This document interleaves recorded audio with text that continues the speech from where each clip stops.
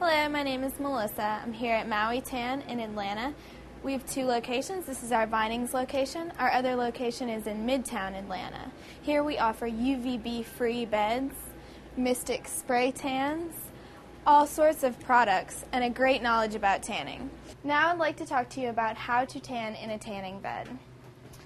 First, make sure that you know where all the buttons are before you get into the bed. Your salon employee can help you figure this out. This bed in particular is going to start from the inside. You also have shoulder on-off buttons, fan up, fan down, radio up, radio down, and your facial buttons to turn up or down. When you get into the bed,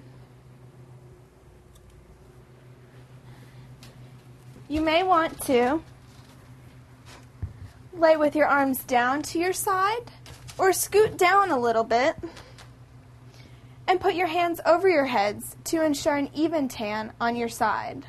You may want to tan with your knees up to help with any tan lines on your bottom, or keep them down for any lines behind your knees.